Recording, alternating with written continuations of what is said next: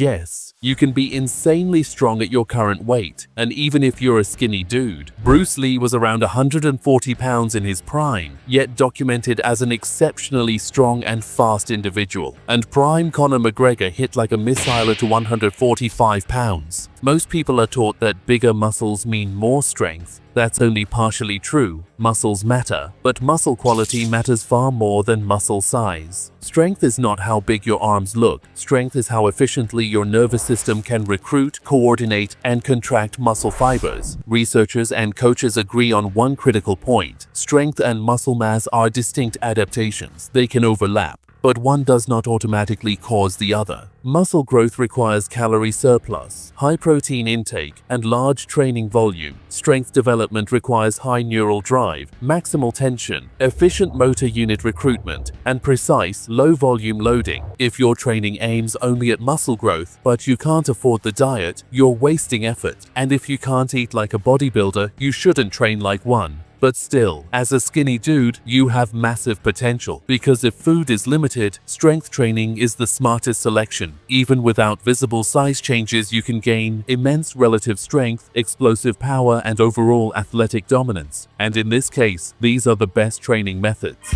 Isometrics. Among the most clever strength training strategies ever discovered. Isometrics simply teach your body to produce maximal force, strengthen tendons and joints, and recruit high-threshold motor units, all with minimal muscle damage and recovery cost. Examples: wall pushes, overcoming isometrics, static calisthenics holds. Bruce Lee heavily used isometrics for this exact reason. Low-rep strength training. Low reps train neural efficiency and max force production. Whether with weights or calisthenics progressions, this is pure strength training. Paused reps. Paused reps eliminate momentum. They increase time under maximal tension, force full control, and build strength in weak ranges. Perfect for squats, push-ups, pull-ups, and dips.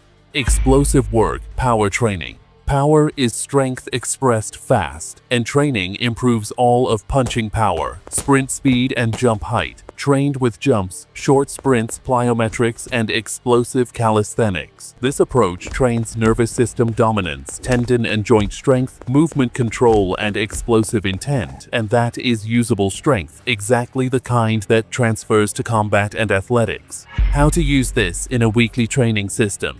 Train 3 to 4 days per week. Never to exhaustion. After warm-up, each session begins with isometrics, 10 to 20 seconds of maximal tension, to wake up the nervous system and reinforce joint strength. Follow with low-rep strength work up to 5 reps using calisthenics or weights, focusing on perfect control and full body tension. Finish with explosive work, short sprints, jumps, or explosive calisthenics, kept brief and intense. Rest days are non-negotiable. If you finish training feeling sharp instead of drained, you're doing it right. A final reality check. Muscles are not useless, but they are not the foundation. Strength is. So remember this: you don't need more body weight. You need more command over the weight you already have. Don't forget to hit the like and subscribe buttons. See you next one, and warrior salute.